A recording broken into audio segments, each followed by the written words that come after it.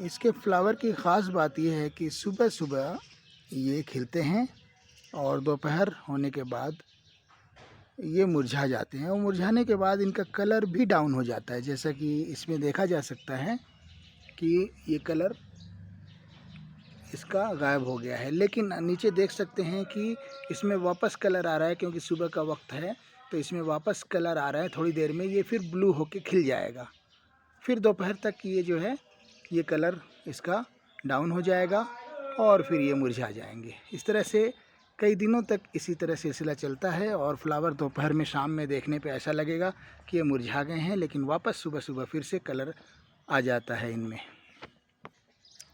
इसका मिजाज बताया जाता है, इब्न सीना ने इसकी पत्तियों का मिजाज, जो ताज़ा पत्तियां होती हैं उनका मिजाज बारिद रतब बताया है और ड्राई होने के बाद ये बारिद याबिस हो जाती हैं। इसी तरह इनके तुख्म का मिजाज बारिद याबिस बताया गया है, जबकि इसकी जड़ों का मिजाज हार याबिस बताया जाता है। जहाँ तक इलाज मुआवजे से मुतल्लिक बात है तो जितनी भी गर्म अमराज हैं और ख़ास तौर से जिगर यानी लीवर, यूट्रस यानी रहम और वर्म एहशा जिसे कहते हैं यानी अंदरूनी आज़ा जो हैं, उनमें अगर गर्मी की वजह से डिजीज़ लाहक होती हैं, मसलन जॉन्डिस, गैस्ट्राइटिस, मेट्राइटिस, वर्म रहम वगैरह, तो उनमें इसका जूस, इसका सफ़ूफ वगैरह इस्तेमाल किया जाता है। इसकी पत्तियों का अर्क, ताज़ा पत्तियों का अर्क निकाल के हासिल किया जाए तो उसको अर्क कासनी सब्ज़ मरुआ कहते हैं।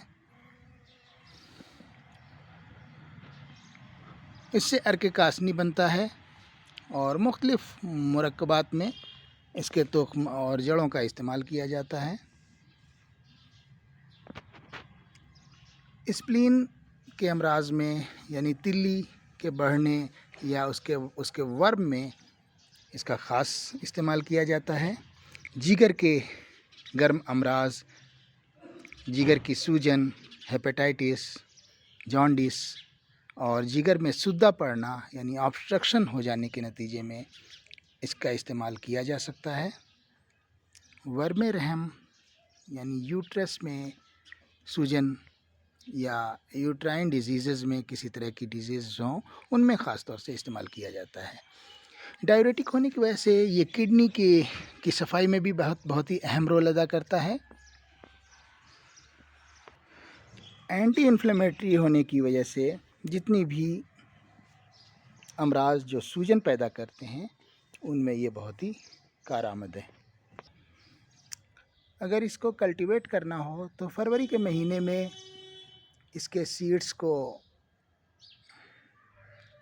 छिड़का जाता है और फिर ये प्लांट उगना शुरू होता है। ताज़ा प्लांट जो छोटे होते हैं उन्हें सब्जियों के तौर पे भी इस्तेमाल किया जा सकता है, जो कि कुछ इस तरीके से नज़र आएंगे। ये ताज़ा प्लांट हैं, इनको सब्ज़ी के तौर पे पकाया जा सकता है।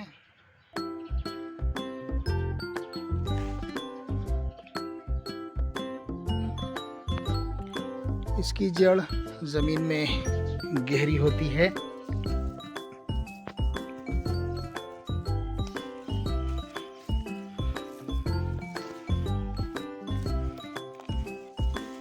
जो कि कुछ इस तरह से होती है, टैप रूट सिस्टम होता है इसमें। ये बीखे कासनी कहलाती है। इसकी पत्तियों को बरगे कासनी कहते हैं। इसका अर्क निकाल के किडनी और जिगर, लीवर डिजीज़ में ख़ास तौर से इस्तेमाल किया जा सकता है। गरज ये कि गर्मी के दिनों में गर्म अमराज से बचने के लिए इसका इस्तेमाल किया जा सकता है।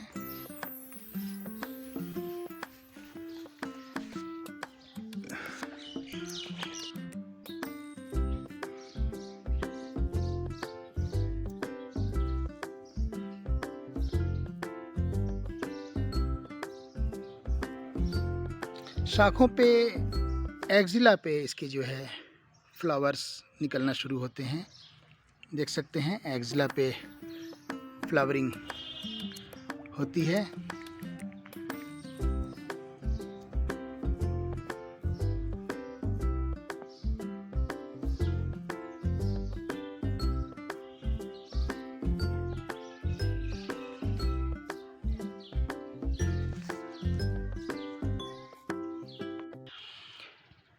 यहाँ पे मैं इसकी 2 किस्मों का ज़िक्र करना चाहूँगा और उनमें क्या फ़र्क है वो बताना चाहूँगा।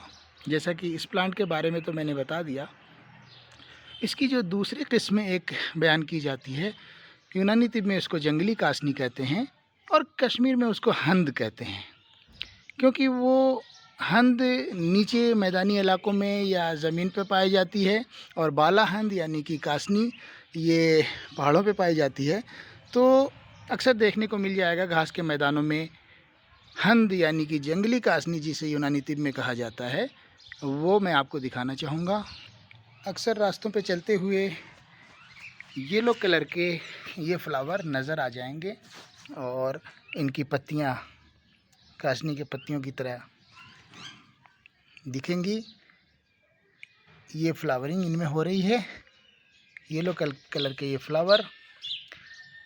ये टेरेक्सेकम ऑफिसिनालिस हैं, जो कि यूनानी तिब में जंगली कासनी कहलाते हैं, कश्मीरी में ज़ुबान में इसको हंद कहते हैं। जगह जगह ये देखने को मिल जाएंगे।